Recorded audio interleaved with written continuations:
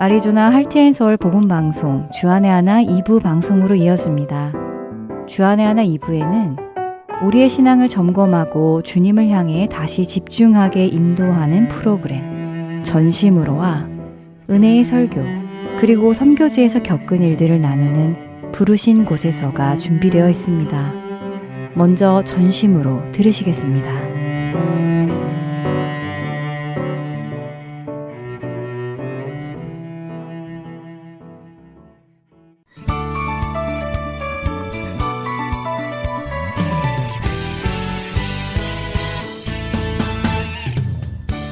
애청자 여러분 안녕하세요. 하나님을 향한 우리의 신앙을 점검해보고 주님을 향한 열정을 회복하기 원하는 프로그램 전심으로 진행의 민경은입니다.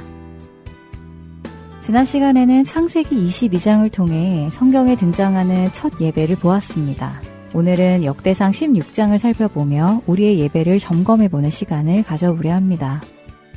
고대 이스라엘에서 언약궤는 하나님의 약속이 담긴 궤이기도 하지만 하나님의 임재를 상징하기도 했습니다. 이 죄악된 세상에서 하나님께서 유일하게 공식적으로 임재하실 수 있는 장소가 바로 지극히 거룩한 장소인 지성소에 모셔져 있는 언약궤였지요.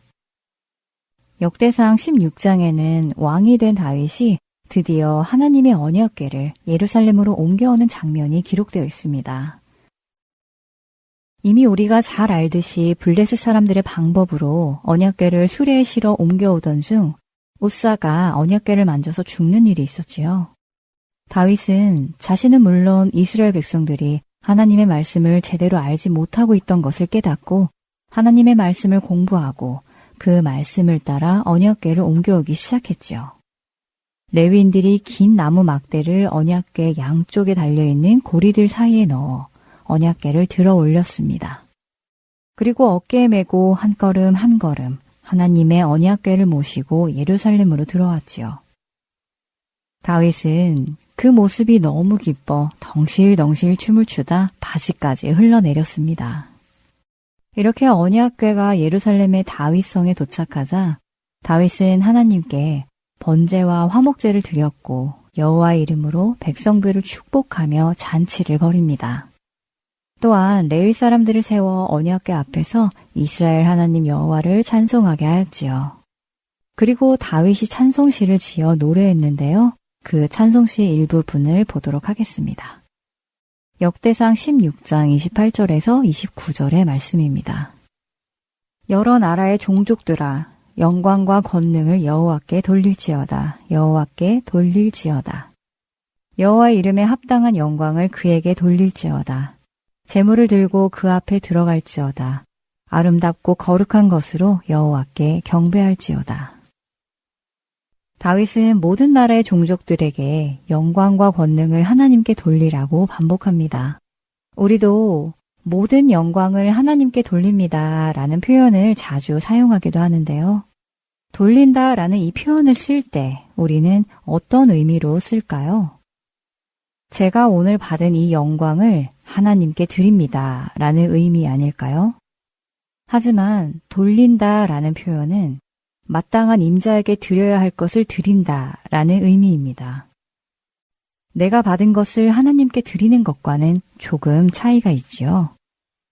이사야 42장 8절에 하나님께서는 나는 여호와이니 이는 내 이름이라. 나는 내 영광을 다른 자에게 내 찬송을 우상에게 주지 아니하리라 라고 하셨습니다. 그러니까 우리가 하나님께 드리는 영광은 사실 원래 우리의 영광이 아닌 것입니다. 내가 받은 영광을 하나님께 드리는 것이 아니라 당연히 하나님께서 받으실 영광이 내게로 향했을 때 그것을 다시 올바른 방향으로 보내드리는 것이지요.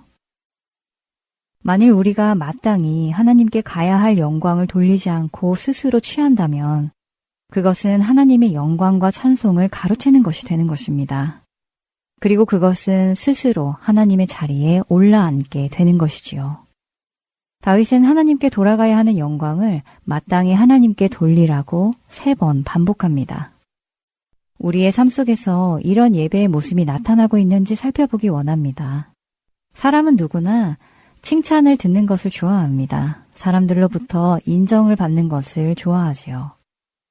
더 나아가 사람들로부터 칭찬과 인정을 받기 위해 노력하는 사람들도 있습니다.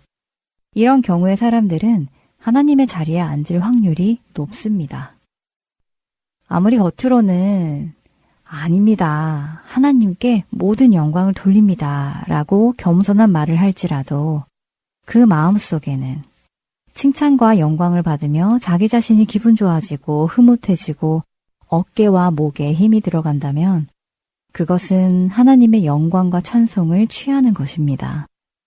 하나님께 드릴 영광을 온전하게 돌려드리는 우리가 되어야 하겠습니다. 사도 바울은 로마서에서 예수 그리스도의 복음이 무엇인지를 1장에서 11장까지 오랜 시간에 걸쳐 설명합니다. 그리고는 12장에 와서는 그러므로 라는 말로 말씀을 시작하지요. 예수 그리스도의 복음에 대한 설명을 다 마치고 그 결론을 말씀하는 것입니다. 그 결론은 무엇일까요? 로마서 12장 1절과 2절을 읽어보겠습니다. 그러므로 형제들아, 내가 하나님의 모든 자비하심으로 너희를 권하노니 너희 몸을 하나님이 기뻐하시는 거룩한 산 제물로 드리라. 이는 너희가 드릴 영적 예배니라. 너희는 이 세대를 본받지 말고 오직 마음을 새롭게 함으로 변화를 받아 하나님의 선하시고 기뻐하시고 온전하신 뜻이 무엇인지 분별하도록 하라. 너무도 유명한 말씀이지요. 바울은 예수 그리스도의 복음을 다 들었으니 그러므로 어떻게 하라고 하십니까? 우리의 몸을 하나님께서 기뻐하시는 거룩한 산 제물로 드리라고 하시지요. 왜 그렇게 하라고 하실까요? 그것이 우리가 드릴 영적인 예배이기 때문이라고 하십니다. 로마서 12장이 말씀하시는 예배는 결국 무엇입니까? 어떻게 드리는 것인가요? 우리의 몸을 제물로 드리는 것입니다. 그렇다면 우리의 몸을 제물로 드리는 것은 무엇을 의미할까요? 하나님 앞에 드리는 제물은 죄의 값과 화해와 용서를 위해 몸이 찢겨지고 피가 흘려집니다. 하나님께 우리의 몸을 제물로 드린다는 것은 이제는 나를 위해 살지 않고 하나님을 위해 내 삶을 드린다는 의미이고 하나님께서 기뻐하시는 일을 위해 나의 삶을 드린다는 의미입니다. 그렇기에 이어지는 12장 2절이 우리에게 이 세대를 본받지 말고 마음을 새롭게 함으로 변화를 받으라고 하시지요. 이 세대, 곧 멸망할 세상은 자기 자신을 위해 살아갑니다. 자기 자신의 유익, 자기 자신의 행복, 자기 자신의 기쁨과 평안을 위해 살아갑니다. 이것을 위해 다른 것들을 희생하지요. 그러나 예수 그리스도의 복음 안에 새롭게 된 사람들은 더 이상 자기 자신의 유익을 위해 사는 자들이 아니라 하나님의 선하시고 기뻐하시고 온전하신 뜻을 따라 살아가는 사람이 되어야 하는 것입니다. 그리고 그것이 바로 영적 예배라고 말씀하십니다. 우리가 드리는 수많은 예배들, 그 예배가 성경이 말씀하시는 예배인지 확인해 보아야 할 것입니다. 우리가 드리는 예배가 단지 종교적인 형식을 따르는 예배뿐이라면 하나님께서 기뻐하시는, 하나님께 마땅히 드려야 하는 영광을 돌려드리는 그런 예배가 아니라면, 나의 찢김과 피 흘림의 희생이 들어가지 않는 예배라면 우리의 예배는 하나님께서 기뻐하시는 거룩한 산 제물로 드리는 영적 예배가 될 수 없을 것입니다. 이렇게 사는 사람들이 자신의 전부를 들여 전심을 다해 하나님을 사랑하는 사람들입니다. 하나님께서는 우리에게 전부를 주셨습니다. 그 사랑을 받은 나는 무엇을 드리며 살아가고 있는지 점검하는 시간이 되기를 바랍니다. 전심으로 오늘 이 시간 여기에서 마칩니다. 저는 다음 시간에 뵙겠습니다. 안녕히 계세요.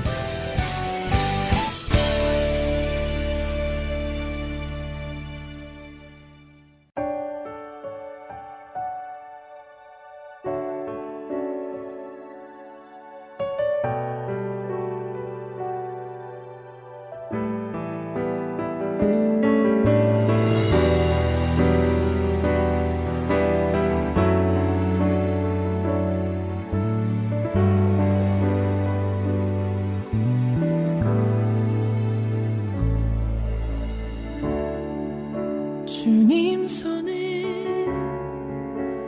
맡겨드리리. 나의 삶 주님께. 주님 손이 나의 삶 붙드네. 나 주의 것 영원히.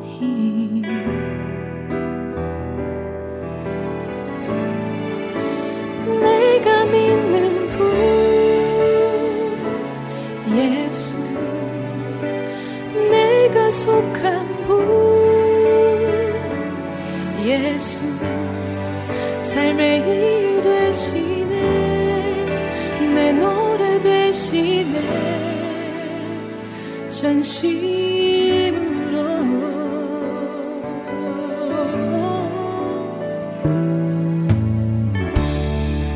주와 함께 걸어가리라. 모든 길을 주시네.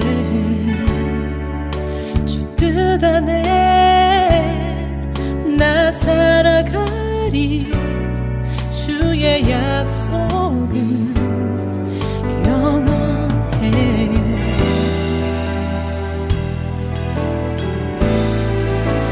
내가 믿는 분 예수, 내가 속한 분 예수, 삶의 이유 되시네. 내 노래 되시네. 내가 믿는 분 예수, 내가 속한 분 예수, 삶의 이유 되시네. 내 노래 되시네. 전심으로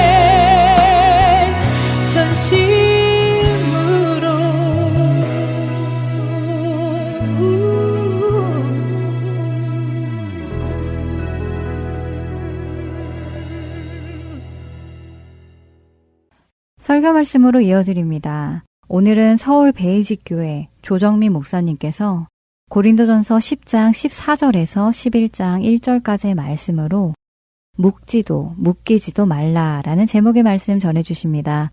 은혜의 시간 되시길 바랍니다.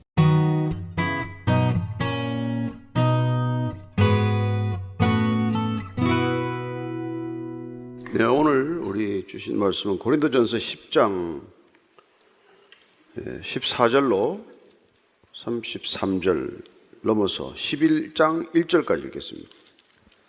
고린도전서 10장 14절로 11장 1절까지 한 목소리로 같이 읽습니다. 시작. 그런즉 내 사랑하는 자들아 우상 숭배하는 일을 피하라. 나는 지혜 있는 자들에게 말함과 같이 하노니 너희는 내가 이러는 말을 스스로 판단하라. 우리가 축복하는 바 축복의 자는 그리스도의 피에 참여함이 아니며 우리가 떼는 떡은 그리스도의 몸에 참여함이 아니냐. 떡이 하나요 많은 우리가 한 몸이니 이는 우리가 다 한 떡에 참여함이라. 육신을 따라 난 이스라엘을 보라. 제물을 먹는 자들이 제단에 참여하는 자들이 아니냐. 그런즉 내가 무엇을 말하느냐.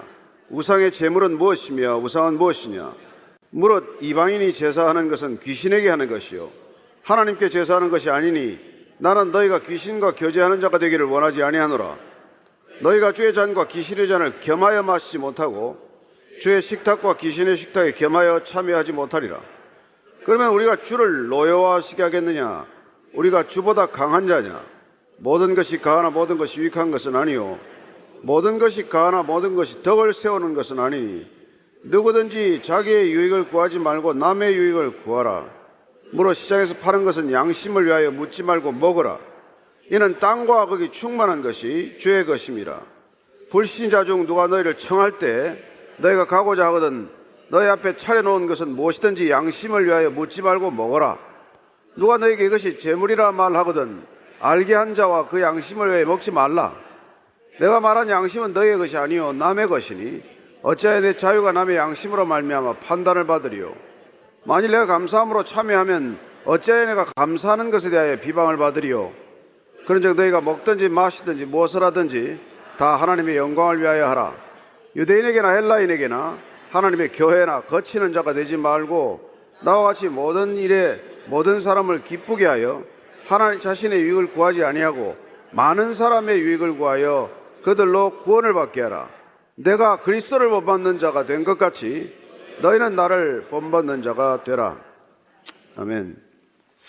하나님 아버지, 우리가 세상 속에 살아가지만 특별히 구별된 시간, 구별된 자리에 이렇게 함께 앉는 까닭은 주님을 따르기 위함입니다.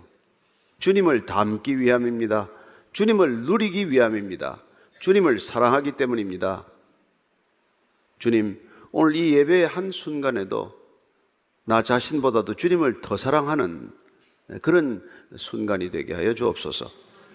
예수님 이름으로 기도합니다. 아멘. 주기도문에 보면은 우리가 시험에 들지 말고 악에 빠지지 않도록 기도하라고 말합니다. 왜 시험에 들지 말고 악에 빠지지 말라고 하는 걸까요? 여러분, 가장 어리석은 선택이 유혹에 지는 거예요. 가장 바보 같은 결정이 악에 빠지는 겁니다. 그 유혹에 지고 악에 빠지면 여러분 곧장 달려가는 게 우상 숭배의 길이에요. 그래서 오늘 사도 바울은 내가 만약 하나님의 사람이라면 적어도 우상 숭배의 길만은 달려가지 말아라. 그 얘기를 간곡히 하는 것이죠. 14절 15절입니다. 시작. 그런즉 내 사랑하는 자들 우상 숭배하는 일을 피하라. 나는 지혜 있는 자들에게 말함과 같이 하노니 너희는 내가 이러는 말을 스스로 판단하라. 우상 숭배하는 일은 도망가듯이 하라는 거예요. 멀리 가라는 거예요. 지금 바울이 우상 숭배라고 여기서 콕 꼬집어서 표현하는 것은 사실은 이방 신전에 가서 제사 드리는 걸 말합니다. 조금 구체적인 내용을 가지고 있어요.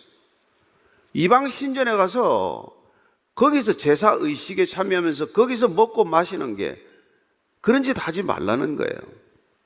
그런 일은 그냥 도망가듯이 하라는 거예요. 그냥 멀리 하라고 말하는 것입니다. 사도 바울은 사실 그런 이 악의 구렁이에 스스로 제발로 들어갈 게 뭐 있냐는 거죠. 여러분, 악인들과 교제하지 않고 살 길은 없어요. 고린도에 살면서 어떻게 이방인들, 예수 안 믿는 사람들과 어떻게 안 만나고 삽니까? 어떻게 교류 안 하고 살겠어요? 그러나 악인들을 교제하는 것, 악인들을 만나는 것과 악의 소굴에 들어간 건 다른 문제예요. 그건 차원이 다른 거죠. 그러니까 여러분, 뭐 조금 내가 믿음이 좀 있다, 나는 그런 것들 개의치 않는다, 나는 신앙의 자유를 마음껏 누리는 사람이다, 그렇다고 덥석덥석 들어갔다가 그냥 빠져나오지 못하는 덫에 갇힌 사람처럼 된다는 거예요. 가지 말라는 것이죠. 데살로니가 교회를 향해서 그럽니다. 5장 22절이에요. 시작. 악은 어떤 모양이라도 버리라. 지금 사도 바울이 너희들이 만약 지혜롭다면은, 만약에라도 스스로 그렇게 믿음이 강하다, 나는 정말 믿음이 담대하다, 그런 소리 하려면 제발 악과 그렇게 덥석덥석 섞이지 말라는 거예요. 16절에서 18절까지입니다. 시작. 우리가 축복하는 바 축복의 잔은 그리스도의 피에 참여함이 아니며 우리가 떼는 떡은 그리스도의 몸에 참여 아니냐. 떡이 하나요 많은 우리가 한 몸이니 이는 우리가 다 한 떡에 참여함이라. 육신을 따라 나는 이스라엘을 보라. 제물을 먹는 자들이 제단에 참여하는 자들이 아니냐. 왜 그렇게 우상 숭배가 일어나는 그 이방 신전에 가서 먹고 마셔서는 안 되냐. 그건 왜냐하면 우리가 성찬에 참여하는 사람이기 때문에 그렇다는 거예요. 여러분, 이방 신전에 가서 먹고 마시는 것도 그들 나름대로의 성찬이에요. 그러니까 우리가 지금 성찬을 어떻게 합니까? 축복의 잔을 우리가 들게 돼요. 유대인들은 6월절 날 그 잔을 4잔 포도주 잔을 먹게 되는데, 세 번째 잔은 그 잔을 들고 감사하고 감사 기도하고 그리고 복을 빌고 이제 함께 마시는 거예요. 예수님께서 마지막 최후의 만찬 때도 6월절 의식 가운데서 세 번째 잔의 이 축복의 잔의 형식을 빌어서 만찬식을 진행한 것이죠. 그래서 감사 기도하고 또 제자들의 앞길을 빌어주고 그리고 이제 함께 한 몸이 되는 것이죠. 예수님께서는 그 성찬의 의미, 특별히 포도주의 의미, 그 그리스도의 피의 의미를 설명을 해주셨어요. 마가복음 14장 23절 24절입니다. 시작. 또 잔을 가지사 감사 기도하시고 그들에게 주시니 다 이를 마시며 이르시되 이것은 많은 사람을 위하여 흘리는 나의 피 곧 언약의 피니라. 포도주를 건네면서 이건 언약의 피다, 새 피다, 곧 그분의 죽음을 뜻하는 것이죠. 그분의 죽음을 우리가 덧입는 것, 덕입는 거예요. 여러분, 성찬이란 그분의 죽음에 연합하는 거라고 했습니다. 그분의 죽음의 덕분에 우리는 죄 사함을 받은 것이고 그분의 죽음의 덕분에 우리는 하나님의 의로운 백성이 된 것입니다. 그래서 그분의 덕을 입는다는 말은 그분의 능력, 그리스도의 피의 능력이 우리에게 전이되는 것, 전가되는 것을 뜻한단 말이에요. 고린도전서 우리가 11장 25절을 같이 읽겠습니다. 시작. 식후에 또한 그와 같이 잔을 가지시고 이르시되 이 잔은 내 피로 세운 새 언약이니 이것을 향하여 마실 때마다 나를 기념하라. 여러분, 이 피를, 이 포도주 한 잔 마시는 건데, 잔 한 번 마시는 건데, 이 축복의 잔이라고 이름한 이 잔을 마시게 되면, 예수님의 몸에 참여하는 것이 된단 말이죠. 예수님과 한 몸이 된다고 말합니다. 예수님과 하나 된다는 거예요. 그리고 예수님과 하나됨을 통해서 성찬에 참여하는 모든 형제 자매들이 한 공동체가 된다는 것입니다. 따라서 성찬은 단순히 잔과 떡을 먹고 마시는 것에 그치지 않고 하나됨의 의식이라는 것, 한 공동체가 된다는 것, 그게 중요하다는 거예요. 그러면 그 성찬에 참여한 사람이 어떻게 이방인들의 제사의식, 지방인들이 먹고 마시는데 참여할 수 있겠어요? 단순히 먹고 마시는 걸 끝난다면 문제가 없지만 우리가 먹고 마시기 위해서 그들과 함께 한 자리에 앉아야 되고 그들의 종교 의식에 참여해야 되고 그렇게 함으로써 궁극적으로는 그들의 섬기는 우상에 우리도 참여하게 되는 것, 우리가 마치 성찬에 참여함으로써 예수님의 몸에 우리가 참여하는 것, 그분과 하나 되는 것, 그런 의식을 우리가 성찬으로 치렀다면 그 성찬도 치르고 그리고 또 이방인의 신전에 가서 그 제사의식에도 참여하고 하는 그런 게 어떻게 가능해요? 그래서 구약시대 때 레위기 말씀을 들어서 바울은 그때도 제사 드릴 때 결국 제사 제물을 먹는 행위는 죄 용서를 받는 것과 더불어서 공동체 전체가 하나 되는 것을 뜻한다는 것을 말씀해 주고 있습니다. 레위기 7장 6절 말씀이에요. 시작. 제사장인 남자는 모두 그것을 먹되 거룩한 곳에서 먹을지니라. 그것은 지극히 거룩하니라. 제물을 함께 그곳에서 제단 가까이에서 먹음으로써 제단에 함께 참여했다. 성찬도 마찬가지다 이런 거죠. 특별히 감사 제물은 일부를 하나님께 드리고 나머지는 제사에 참여한 모든 사람들이 다 함께 나누어 먹었어요. 그 거룩한 제물을 다 함께 나누어 먹음으로써 그 공동체 전체가 거룩하게 된 것이죠. 그래서 지금 우리가 성찬에 참여했다는 것은 우리가 그리스도와 한 몸이 되었다는 뜻이고, 그 성찬에 참여한 모든 공동체 구성원들이 다 하나가 되었다는 뜻인데, 그 하나가 된 사람이 또 어디를 가서 그들과 하나 되겠다고 그 길을 가냐는 거예요. 그래서 19절 20절입니다. 시작. 그러즉 내가 무엇을 말하느냐? 우상의 제물은 무엇이며 우상은 무엇이냐? 무릇 이방인이 제사하는 것은 귀신에게 하는 것이요 하나님께 제사하는 것이 아니니, 나는 너희가 귀신과 교제하는 자가 되기를 원하지 아니하노라. 왜 지금 사도 바울이 강경하게 이방 신전에까지 가서 그 제사 음식을 먹고 마시지 못하게 하냐? 그런 제사 음식에 대해서는 8장 말씀 중에 자유롭다고 얘기했어요. 사도 바울이 우상을 인정하지 않습니다. 그 한낱 목석에 불과한 것이고, 그래서 우리가 8장 4절 한번 더 읽어봅시다. 시작. 그러므로 우상의 제물을 먹는 일에 대하여는 우리가 우상은 세상에 아무것도 아니며 또한 하나님은 한 분밖에 없는 줄 아노라. 우상은 없다. 다만 뭐가 문제예요? 음식에 문제가 있는 것이 아니라 그 음식을 먹는 거기에 영향을 끼치고 있는 귀신에 대해서는 우리가 무지하단 말이에요. 왜 그토록 많은 우상이 있는지, 왜 우상을 통해서 인간에게 두려움을 조장하는지, 그 인간에게 두려움을 주는 영적인 존재는 어떤 존재인지 그걸 우리가 잘 모른단 말이에요. 그래서 지금 그 8장 8절 말씀 보면 다시 한번 읽습니다. 음식은 우리를 하나님 앞에 내세우지 못하는, 우리가 먹지 않는다고 해서 더 못 사는 것도 아니고 먹는다고 해서 더 잘 사는 것도 아니다. 여기서 교제하는 건 그건 뭐 사람 만나는 것과 그게 말려 들어간 것과 다르단 말이에요. 21절 22절입니다. 시작. 너희가 주의 잔과 귀신의 잔을 겸하여 마시지 못하고 주의 식탁과 귀신의 식탁에 겸하여 참여하지 못하리라. 그러면 우리가 주를 노여워하시게 하겠느냐? 우리가 주보다 강한 자냐? 하나님께서 하지 말라는 건 안 하는 게 낫잖아요. 결혼해서 잘 사는 비결이 뭐예요? 아내가 남편대로 하지 말라는 거 안 하고 남편이 아내대로 하지 말라는 거 서로 안 하고 살면 되지. 신명기 32장 21절을 보면은 같이 읽습니다. 시작. 나도 백성이 아닌 자로 그들에게 시기가 나게 하며 어리석은 민족으로 그들의 분노를 일으키리로다. 하나님 아닌 것을 자꾸, 아니 우리가 십계명이 뭡니까? 나 이외에 다른 신을 두지 말라는 거 아니에요. 나라 신은 없다는 거예요. 나 이외에 다른 우상을 만들지도 하지도 말라는 겁니다. 근데 그걸 자꾸 하니까 내버려 둘 수가 없는 거죠. 예수님께서 오셔서 뭐라 그럽니까? 야, 두 신을 못 섬긴다는 거 아닙니까? 두 가지를 못 섬긴다는 것이죠. 다시 한번 읽습니다. 마태복음 6장 24절 같이 읽고 지나갑시다. 시작. 한 사람이 두 주인을 섬기지 못할 것이니 혹 이를 미워하고 저를 사랑하거나 혹 이를 중히 여기고 저를 경히 여김이라. 너희가 하나님과 재물을 겸하여 섬기지 못하느니라. 여러분, 재물은 시대를 초월해서 어떤 우상이에요? 어떤 시대나. 사실은 그 사람들이 뭐 신전에 간 이유는 뭐예요? 재물 때문에 간 거 아니겠어요? 뭐 성공 때문에 갔겠죠. 행복 때문에 갔겠죠. 인기 때문에 갔고 명예 때문에 갔고. 다 여러분 그냥 첫 번째가 재물, 만몬이란 말이에요. 그걸 위해서 여러분 그걸 하나님보다 앞세우는 순간 이미 사슬에 묶인 거예요. 여러분, 쇠사슬에 묶이면 어떻게 됩니까? 사슬이 길이 이상 못 돌아다니는 거죠. 그래서 여러분들이 추구하는 것들에 여러분들이 묶이게 돼 있단 말이에요. 여러분들이 뭘 추구하든 그것이 하나님보다 더 중요해지면 거기 묶이게 되고, 거기에 묶이게 되면 그 쇠사슬 길이만큼만 자유로워지는 거예요. 그 이상 반경은 허용이 되지 않는, 다시 노예가 되고 종이 되는 삶이 된단 말이에요.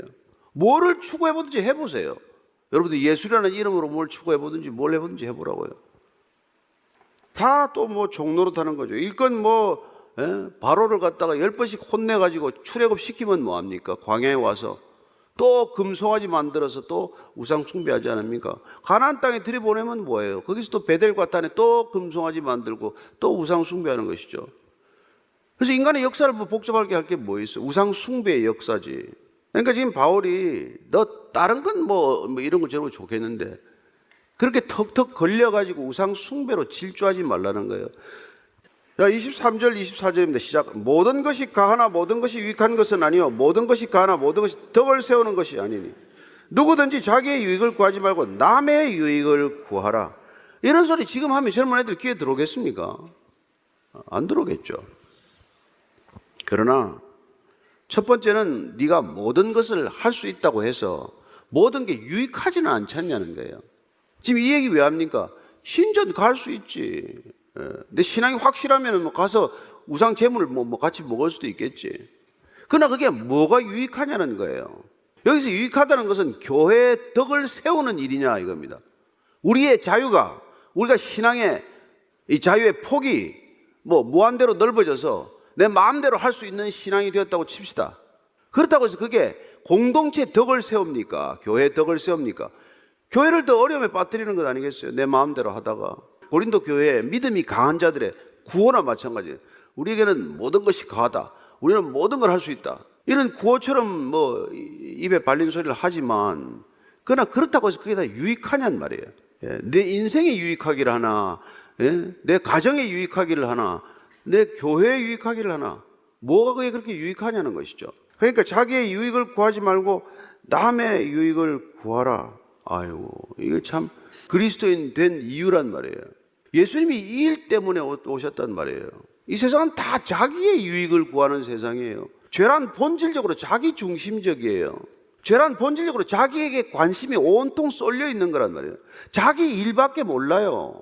무슨 일이 됐건 자기밖에 몰라요. 그래서 세상이 이 지경에 이른 것이죠. 그래서 온통 우상 숭배죠. 그걸 멈추겠다고 오신 분이 예수님이고, 그분이 오셔서 뭐 때문에 오셔서 뭘 하실 거예요? 마가복음 10장 45절입니다. 시작. 인자가 온 것은 섬김을 받으려 함이 아니라 도리어 섬기려 하고 자기 목숨을 많은 사람의 대속물로 주려 함이니라. 섬기러 오셨다는 거예요. 섬김 받으러 오지 않고. 이 세상은 섬기기 위해서 다 안달난 세상 아닙니까? 좀 더 섬김 받기 위해서 고학력, 고스펙을 쌓는 사회 아니에요? 어디 가든지 대접 좀 받겠다고 우리가 뭐 몸부림치는 것 아닙니까? 왜 무슨 VIP 카드를 만들고 왜 우리가 뭐 호텔에 가서 발레 파킹을 하고 그럽니까? 다 대접 좀 받겠다고 하는 거 아니에요? 이 예수님은 그 일을 위해서, 그런 우리의 신분 변화를 위해서 오신 분이 아니란 말이에요. 그분은 이 세상을 완전히 거꾸로 뒤집기 위해서 온 분이에요. 약한 자를 들어서 강한 자들을 부끄럽게 하기 위해서 오신 것이고, 없는 자들을 들어서 있는 자들을 부끄럽게 하기 위해 오신 게 하나님의 질서 아닙니까? 예수님께서 그렇게 남의 유익을 위해서 사셨고 자기 목숨을 우리에게 주셔서 우리를 구원하셨으면, 구원이란 뭐예요? 내 유익을 위해 살아가는 삶을 뒤집는 게 구원이에요. 그게 뒤집히는 게. 나밖에 모든 사람이 나보다도 이웃을 더 먼저 생각하고 사람보다도 하나님을 먼저 생각하게 되는 게 구원의 본질이라는 말이에요. 그걸 위해서 십자가를 지셨다는 것 아닙니까? 25절 26절입니다. 시작. 무릇 시장에서 파는 것은 양심을 위하여 묻지 말고 먹어라. 이는 땅과 거기 충만한 것이 주의 것임이라. 시장에 나와 있는 고기는 묻지도 말고 먹어라. 물어봐요. 다 우상에 일단 들여졌다가 제사장들이 갖다 내다 판 것이고 그런 거란 말이에요. 근데 이거 묻지 말고 사다 먹으라는 거예요. 이건 어떻게 보면은 믿음이 약한 자들, 소심한 자들, 조마조마하는 사람들, 걸핏하면 결정도 못하고 머뭇머뭇하는 자들에게 얘기하는 거예요. 그거라도 고민하지 말아라. 그냥 가게 가서 부족한 주인한테 이거 신전한테 혹시 드려졌던 거 그런 거 묻지 말고 그냥 사다 먹으래요. 고기 질만 좀 사 먹어라. 우리가 그 잘 아는 대로 시편 24편 1절입니다. 시작. 땅과 거기에 충만한 것과 세계와 그 가운데 사는 자는 다 여호와의 것이라. 우선 1차적으로 그 고기 자체가 잘못된 건 아니에요. 그건 하나님이 다 이 땅에 만드신 것이다. 선한 그분께서 창조하신 피조물이 뭐가 악할 게 뭐 있냐. 우선 원칙은 그걸 기억하라는 거예요. 땅에 거기에 충만한 게 다 하나님께 속한 것이다. 그 얘기를 우선 하는 것이죠.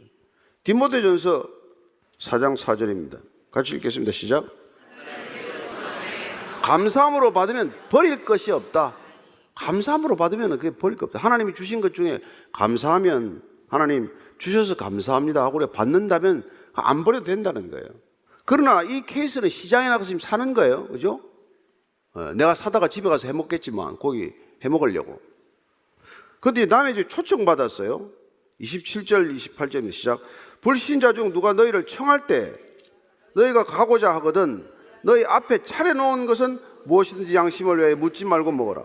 누가 너희에게 이것이 재물이라 말하거든 알게 한 자와 그의 양심을 위하여 먹지 말라. 이제 불신자 집에 갔어요. 그리스도인이 이방인 이제 집에 간 거죠. 갔는데 고기가 나왔어. 그러면 그 주인한테 이거 혹시 신전에 바쳐졌던 고기 그걸 묻지 말라는 거예요. 그냥 먹어라. 그 집에 가서 신전에 간 게 아닙니다. 신전에 가지 말라 그랬어요. 근데 그 불신자 집에도 가지 마라 그러지 않았습니다. 불신자 집에 초청을 받았어요. 초청 받으면 가라. 갔더니 고기가 나왔어. 아무래도 찜찜해. 나 베지테리언인데. 그러지 말고 그냥 먹으라는 거예요. 여러분, 이게 얼마나 우리가 실생활에 중요한 문제입니까? 이 문제가 본질에 속한 것이냐, 비본질적인 것이냐, 이것 때문에 여러분 종교 개혁을 하고도 얼마나 많은 사람들이 싸우다가 죽었는지 몰라요. 이게 본질이냐, 비본질이냐. 그래서 계속 얘기하는 거예요. 여러분, 이게 얼마나 지금 무서운 얘기입니까? 나는 이게 비본질적인 것들로부터 자유해졌어요. 그런 것들 문제가 안 돼. 그러나 내가 비본질적인 것에서 자유하다고 해서 내 자유가 아직까지 비본질적인 것에 묶여 있는 사람의 양심에 비판받아가면서까지 네가 그 자유를 꼭 주장해야 되냐? 그걸 한 번 더 생각해 봐라. 그 사람은 아직까지도 비본질적인 것에서 자유하지 못해요. 그런 소위 믿음이 약한 사람이에요, 사실은. 믿음이 강한 사람 입장에서 믿음이 약한 사람인데, 그러나 그 믿음이 약한 사람이 보고 시험에 들지 않도록 우리가 우리 자유를 또다시 한 번 제한하는 것. 구원받아서 구원이라는 것 때문에 너무나 자유로워졌지만, 그러나 내 자유를 다시 한번 어딘가에 묶는 그런 자유로, 이중적 의미로 내 자유를 해석하는 것은 성숙함의 극치란 말이에요. 나는 그런 것에 묶이지 않지만 그런 것에 여전히 묶여있는 사람을 배려하는 것이야말로 진정한 자유의 모습이란 말이에요. 그러니까 내 신앙의 자유를 주장하는 데로부터도 자유해져야 돼. 나는 자유야.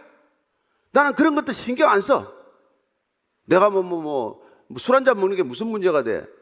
그렇게 자유롭게 먹을 수 있지만, 그러나 그 한 잔 먹는 것 때문에 옆에 사람이 시험에 든다면 그 사람을 위하여 내 자유를 잠시 내려놓는 것, 잠시 제한하는 것, 그리고 내 기준을 가지고 상대방을 묶으려고 하지 않는 것, 나도 묶이지 않지만 상대방도 묶지 않으려고 하는 것, 그야말로 오늘 사도 바울이 얘기하는 아주 중요한 원칙이고 기준점이란 말이에요.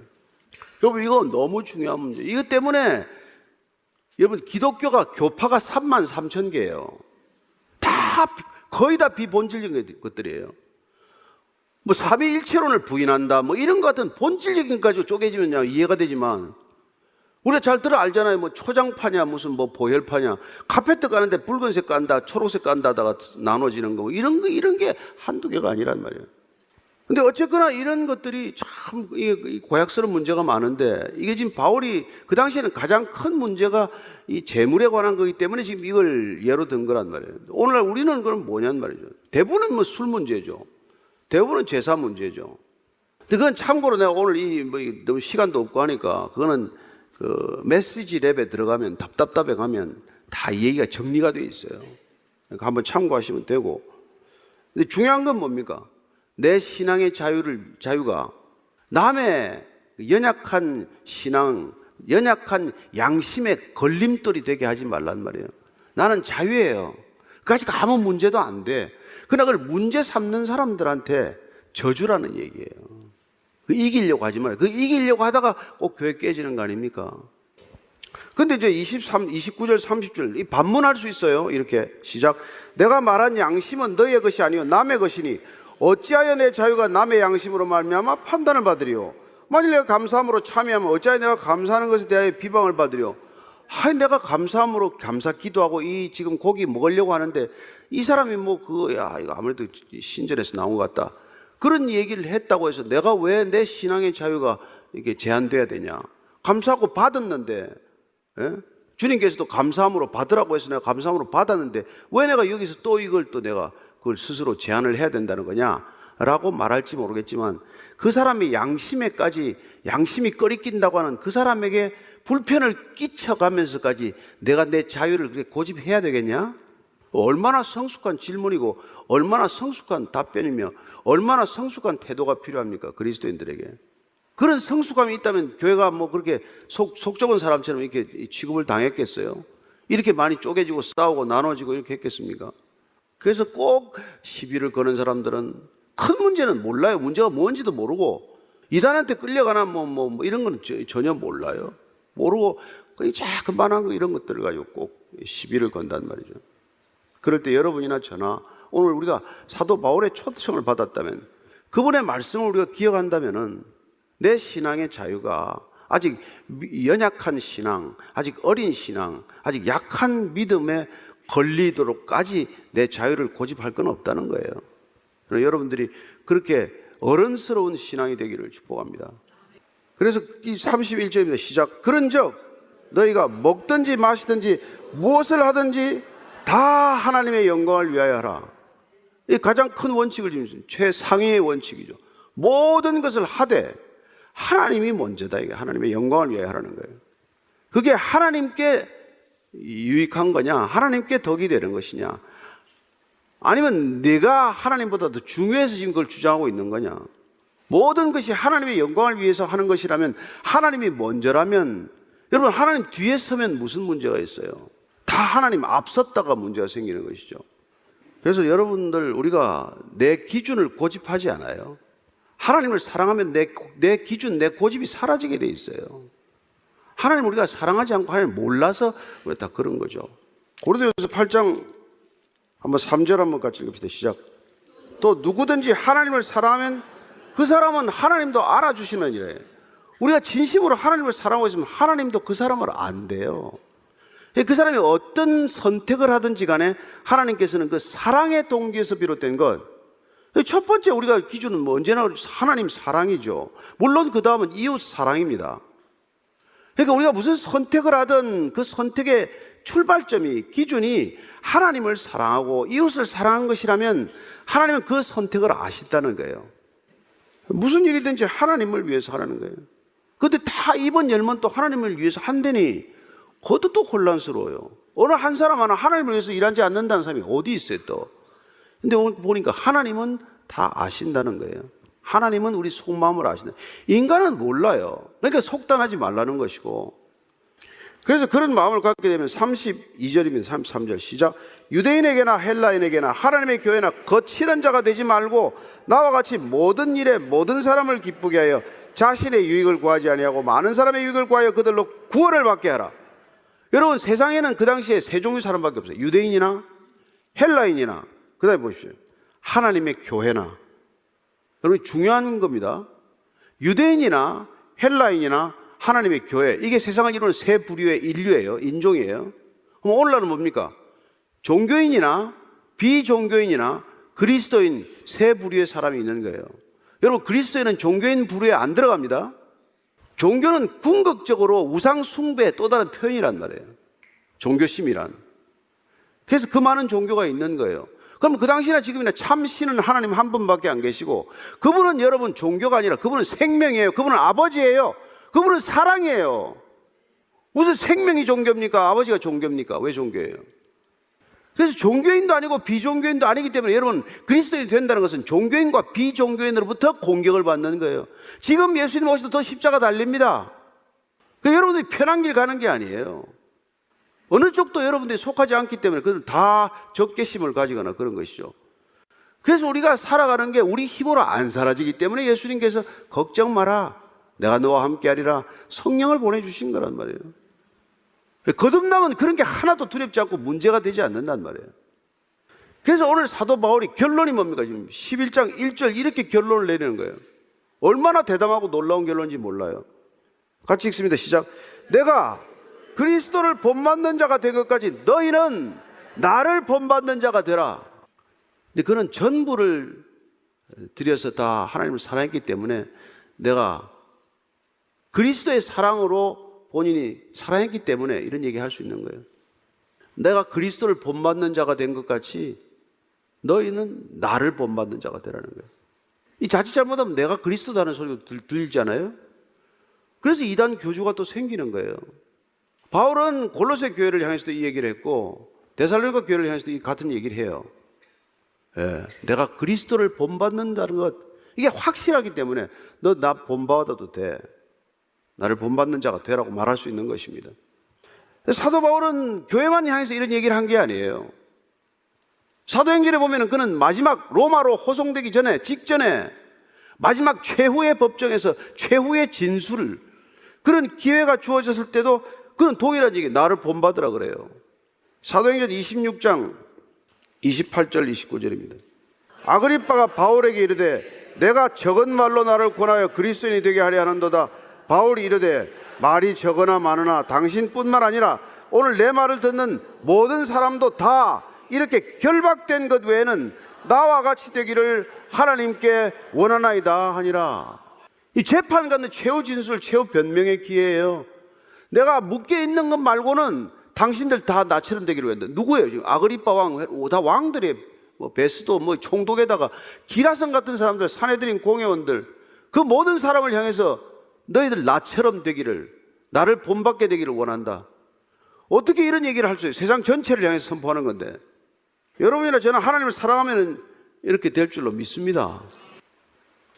오늘 우리가 이 설교를 들으면서 정말 여러분들이 특별히 이 교회 안에서는 물론이고 가정에서 일터에서 어떻게 살 건데, 이 설교 듣고 어떻게, 이 바울의 권면을 듣고 우리는 어떻게 살아야 되는 겁니까? 저와 여러분들이 끝까지 주님 한 분에게 집중하고 하나님 사랑과 이웃 사랑이라는 큰 원칙, 사랑의 이중 계명에 붙들리면 수많은 것들로부터 자유해질 줄로 믿습니다. 풀려날 줄로 믿습니다. 갈등이 수습될 줄로 믿습니다. 여러분들이 갈등을 일으키는 트러블 메이커가 아니라 갈등을 언제든지 풀어가는 피스 메이커가 될 줄로 믿습니다.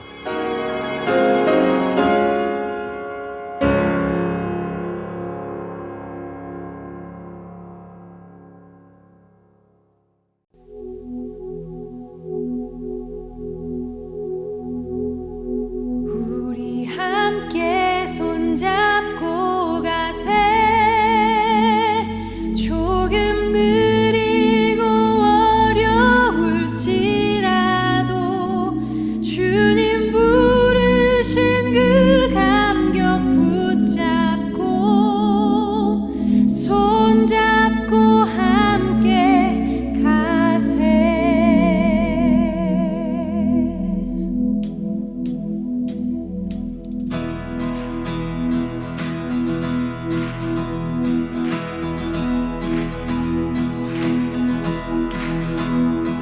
우리 걸어가는 이 길이 결코 처음 밟는 길은 아니야. 수천 년 동안 온 땅 곳곳에서 주님 따른 흔적 있으니 우리 걸어가는 이 길이 낯설고 두려워 보일지라도 삶의 무게를 뚫고 흘러들어오는 주님 부활의 생명을 봐. 우리 함께 손잡고 가세. 조금 느리고 어려울지라도 주님 부르신 그 감격 붙잡고 손잡고 함께 가세. 우리 함께 손잡고 가세.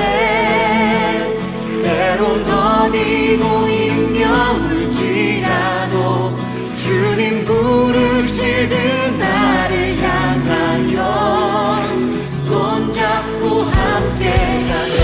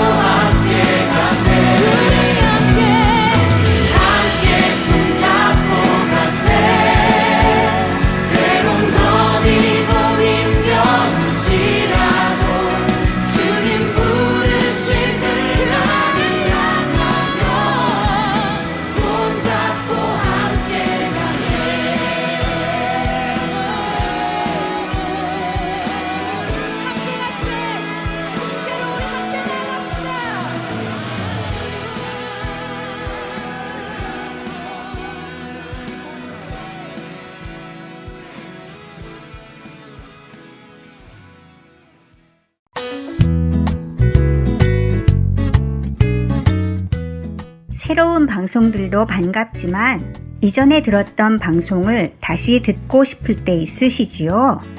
혹은 다른 사람에게 그 방송만 전해주고 싶을 때도 있으시지요? 저희 할트앤서울 복음방송에서는 그 방송만 모아서 따로 mp3 CD로 제작해 놓았습니다. 방송 모음 mp3 CD가 필요하신 분은 사무실로 연락 주시기 바랍니다. 사무실 전화번호 602-866-8999나 카톡으로 문의 주시기 바랍니다. 감사합니다.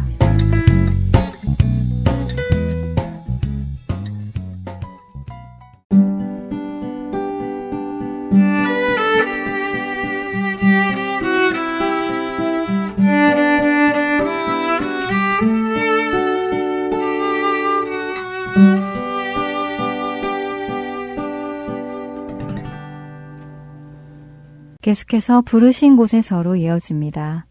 오늘은 인도네시아에서 선교하시는 유소라 선교사님의 첫 번째 이야기입니다.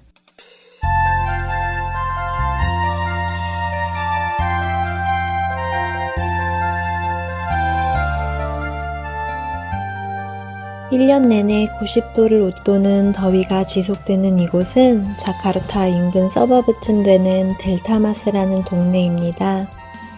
남편의 신학교 졸업을 앞두고 진로에 대해 집중적으로 기도하던 우리 부부는 우연한 자리에서 자카르타 인터내셔널 유니버시티의 설립자이신 이용규 선교사님을 만나게 되었고, 가벼운 식사 자리였던 그 만남은 순식간에 우리의 인도네시아 행이 결정되는 자리로 바뀌었습니다. 남편은 28에 예수님을 인격적으로 만났고 그의 삶은 하루아침에 뒤집어졌습니다. 예수라는 사건이 한 인생을 얼마나 드라마틱하게 바꾸는지 그 과정을 가장 가까이에서 또렷이 목격하게 하셨습니다. 목회자 자녀이자 모태신앙이었던 저에게 그 일은 신선한 충격으로 다가왔습니다. 제 인생 깊숙이 관습적인 문화로만 자리 잡고 있던 기독교가 실제적인 힘이 있다는 것을 남편의 변화 가운데 처음 알게 하셨습니다. 결혼을 한 뒤에도 남편은 모든 예배 자리와 섬김의 기회들을 쫓아다니기 바빴고 영혼 구원, 예수 십자가에 심장이 뛰는 그런 삶을 살았습니다. 7년을 한결같이 새벽마다 하나님 위에 살고 싶다는 간절한 소망을 기도로 올려드렸다 했습니다. 그때 저는 신앙적으로 남편과 같은 선상에 있지 않았습니다. 개인적인 어려움들로 인해 삐딱한 마음으로 겨우겨우 예배와 사역의 자리를 지키고 있을 뿐이었습니다. 하나님 나라보다는 일적인 성취와 안정적인 미래를 그리는 데 관심이 많았습니다. 구름기둥, 불기둥으로 인도하시는 하나님을 직접 겪고서도 불신앙과 불순종을 저질렀던 이스라엘 백성처럼 하나님이 살아계신 건 알지만 그 하나님에게 내 인생을 전부 내어 맡기기엔 내 삶이 너무 힘들어지고 내가 원하는 방향과는 다르게 흘러갈 것만 같아서 싫었습니다. 삶의 겉모습은 남편과 발맞춰 교회 중심적이었지만 제 속은 철저하게 내가 주인이었고 세상을 추구하며 살고 있었습니다. 그러던 어느 새벽 남편은 떠나라는 음성을 기도 중에 받았습니다. 하나님, 아내와 한 마음으로 갈 수 있다면 분명한 하나님의 콜링으로 확신하겠습니다. 라고 기도했다 합니다. 그때 저희는 막 첫 집을 장만하여 이사한 지 몇 달 되지 않는 상황이었고 저는 직장에서의 입지를 굳히는 일에 신이 나 있는 상태였습니다.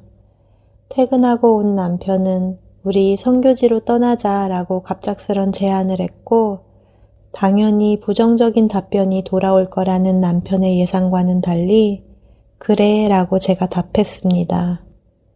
그때 저는 전혀 그런 상태가 아니었는데 어떻게 남편의 제안에 동의를 했는지 모르겠습니다. 다만 남편 속의 변화를 시작하신 분이 신실하게 그 일을 하고 계심이 분명했고 10여 년간 식지 않는 열정으로 하나님을 사모하는 남편이 자신의 뜨거움을 내세워 저를 몰아붙이지 않고 묵묵히 하나님의 사인을 기다려온 것을 잘 알았기에 남편의 떠나자라는 말이 하나님의 때에 하나님의 부르심임을 부정할 수 없었습니다. 그렇게 부부의 마음이 합쳐지고 하나님은 선교지가 아닌 신학교로 먼저 인도하셨습니다. 남편은 회사 생활을 하며 저녁에는 공부를 하였습니다. 그리고 얼마 후 결혼 6년 만에 첫 아이가 생겼고 출산과 함께 저는 다니던 직장을 그만두었습니다. 주변에서는 남편의 공부를 서포트해야 하니 직장을 계속 다닐 것을 권유했지만 만약 내 힘으로 서포트한다면 이 부르심의 여정이 나의 의와 교만으로 잔뜩 얼룩질 것만 같았습니다. 굳이 이 타이밍에 생명을 허락하신 하나님의 뜻을 알고 싶었고 이 여정 가운데 간섭하시고 공급하시는 하나님을 만나고 싶었고 육아에 집중하며 생명의 주인 되시는 그분을 더욱 알아가기를 원했습니다. 그렇게 아이가 7개월 되던 때에 남편도 직장 생활을 정리하며 풀타임 학생이 되었습니다. 집을 팔고 둘의 401k를 깨면 6개월 정도 생활이 가능할 것 같았습니다. 하나님이 부르신 걸로 알고 믿음으로 내딛습니다. 부르신 길이 맞다면 계속해서 문을 열어주시고 만약 콜링 아닌 우리의 윌링이라면 다시 돌아갈 길을 주세요 라고 기도했습니다. 그 이후로 하나님께서는 저희 가족을 친히 이끄셨습니다. 머물 곳을 주시고 먹이시고 입히셨습니다. 아주 작은 필요도 마음의 소원마저도 놓치지 않으시고 세심하게 살피셨습니다. 일자리나 후원해주는 누군가를 통하여 아니고 그때그때 우리의 필요에 따라 다양한 방법으로 공급하시고 채우셨습니다. 너무나도 생생하고 명확한 하나님의 공급하심이었기에 하나님 앞으로 경제적 어려움을 겪더라도 돌아간다고 하지 않을게요. 길을 막으시는 것 아니고 감당하고 나아가야 하는 몫으로 알고 견딜게요 라고 고백할 수밖에 없었습니다. 남편의 하나님이 아닌 저의 하나님을 경험하는 첫 사건이었습니다. 이후에 남편은 교회에서 파트타임 사역자로 섬기게 되었고 공부와 사역에 전념하였습니다. 돌이켜보면 한 번도 남편의 페이첵이 아파트 렌트비보다 컸던 적이 없었는데 공부를 마치기까지 5년 동안 우리에게 부족함이 없었음을 경외심을 가지고 고백합니다. 채워주심도 감사. 하지만 무엇보다 그 과정을 사용해 나에게 말 걸어주시고 젠틀하게 당신을 드러내주시는 그분의 사랑에 감동하는 시간이었습니다. 늦은 나이에 시작한 공부였기에 주변에서는 졸업 후 우리의 진로에 대해 궁금해하셨습니다. 하나님께 물었습니다. 공부를 마친 뒤 무엇을 할지 궁금해하지 마. 오늘 너에게 맡긴 일에 최선을 다해주겠니? 창조주이시자 우리의 주인 되시는 하나님의 영역과 단순한 피조물 그리고 종된 우리의 영역이 명확히 구분되어지는 사건이었습니다.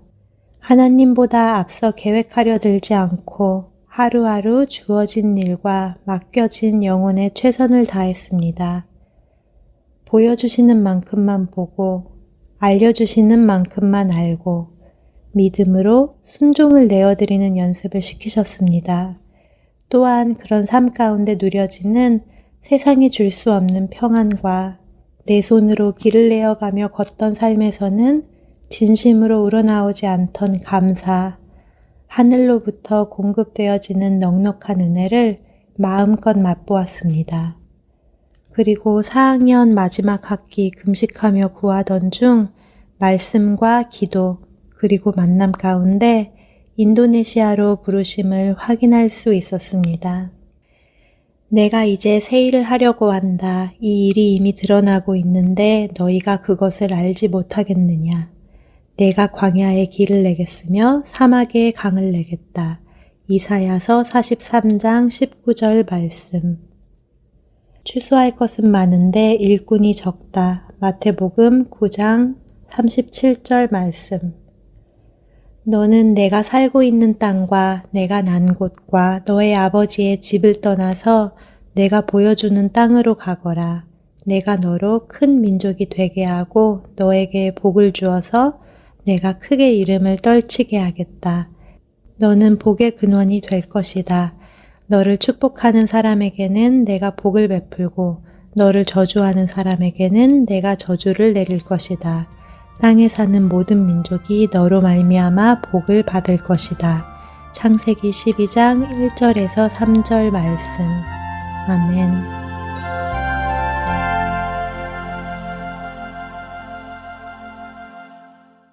주의 음성을 내가 들으니 사랑하는 말일세. 믿는 마음으로 주께 가오니 나를 영접하소서.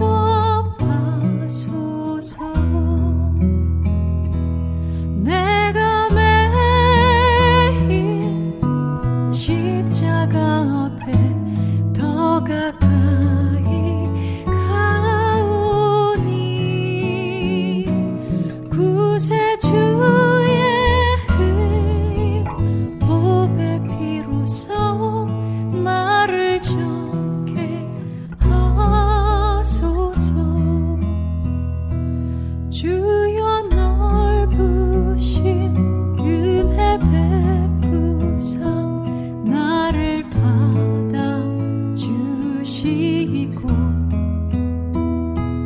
나의 품은 뜻 주의 뜻같이 되게 하여 주소서.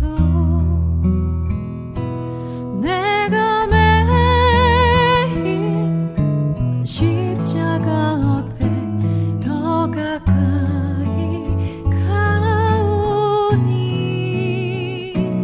구세주의 흘린 보배 피로써 나를 정케 하소서.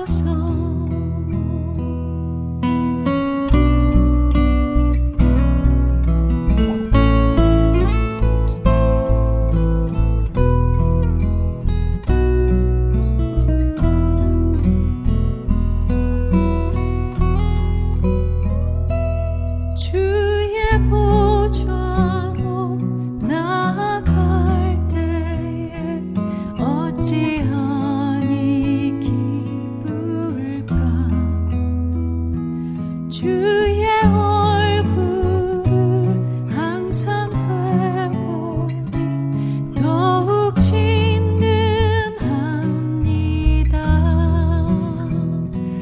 내가 십자가 앞에 더 가까이 가오니 구세주의 흘린 보배 피로써 나를 정케 하소서.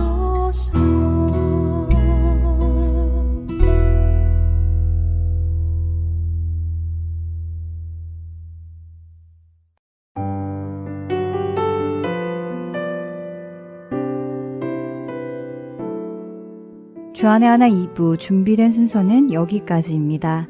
계속해서 주안의 하나 3부로 이어집니다. 주님의 말씀을 더 알아가는 시간 되시길 소망합니다. 안녕히 계세요.